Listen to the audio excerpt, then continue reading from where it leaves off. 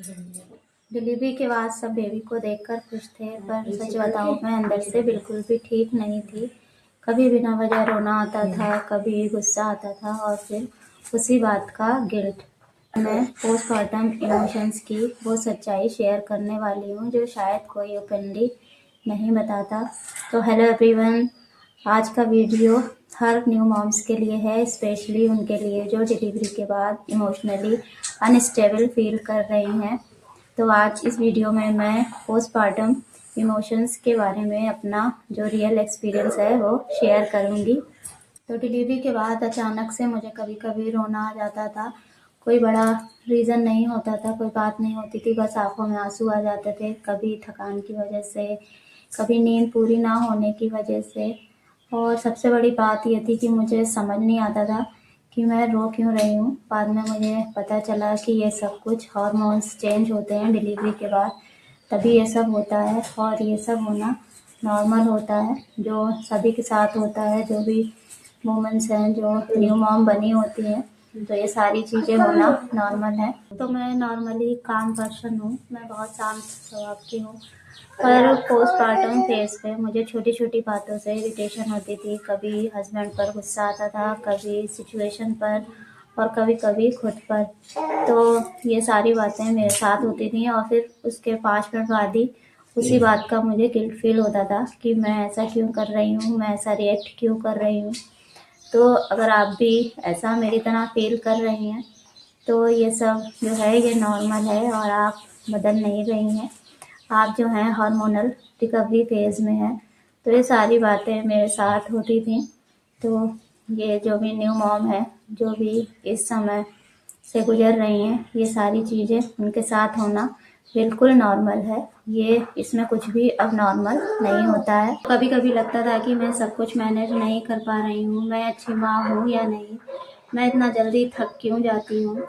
और social media पर perfect mom देखकर तो प्रेशर और भी ज़्यादा फील होता था मुझे।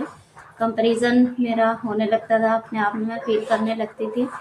तो ये सब जो है, लेकिन रियलिटी जो है इससे बहुत ज़्यादा अलग होती है, क्योंकि डिलीवरी के बाद हार्मोन्स जो है वो बहुत तेज़ी से चेंज होते हैं, बॉडी रिकवर कर रही होती है, नींद कम होती है, रिस्पॉन्सिबिलिटीज़ ज़्यादा होती हैं। तो ये सारी चीज़ें जो हैं, इसी वजह से इनका कॉम्बिनेशन जो है इमोशनली थोड़ा हैवी हो सकता है। तो ये सब कुछ नॉर्मल होता है 1 से 2 वीक तक, लेकिन अगर प्रॉब्लम इससे ज़्यादा बढ़ती है तो फिर डॉक्टर से कंसल्ट करना इम्पॉर्टेंट हो जाता है। तो पोस्टमार्टम डिप्रेशन जो है वो रियल होता है और हेल्प लेना ये नहीं होता है कि आप वीक हो, ये इसका साइन नहीं होता है आपकी वीकनेस का। तो अगर दिक्कत ज़्यादा बढ़ती है तो आपको डॉक्टर से ज़रूर कंसल्ट करना चाहिए।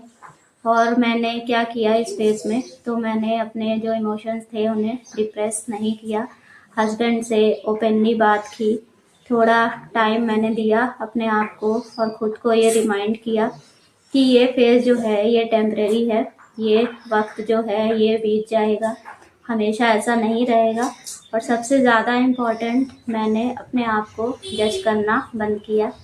तो आप कभी अगर रो रही हो, कभी इरिटेट फील कर रही हो, कभी गुस्सा कर रही हो, तो आप याद रखिए कि आप वीक नहीं हो, आप इमोशनली एडजस्ट कर रही हो। क्योंकि डिलीवरी के बाद सिर्फ एक बेबी का ही जन्म नहीं होता है, एक माँ का भी जन्म होता है और हर नए जन्म के साथ थोड़ा स्ट्रगल नॉर्मल होता है। तो अगर आपने भी पोस्टमार्टम इमोशंस फील किया है तो अपना जो एक्सपीरियंस है वो आप कमेंट बॉक्स में शेयर करिए।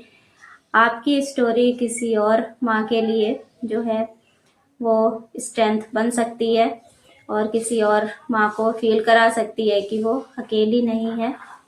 तो चलिए फ्रेंड्स, आज का वीडियो मैं यहीं पर ख़त्म करती हूँ। और अगर आपको मेरा वीडियो पसंद आया हो, अगर मेरा एक्सपीरियंस से आपको कुछ भी हेल्प मिले तो मुझे बहुत खुशी होगी। और अगर आप मेरे चैनल पर नए हैं तो प्लीज़ मेरे चैनल को सब्सक्राइब करिएगा आगे के मेरे वीडियोस को देखने के लिए। तो चलिए मिलते हैं किसी एक और नए वीडियो पर। जब तक के लिए अपना ख्याल रखिए and thank you for watching my videos. Bye bye.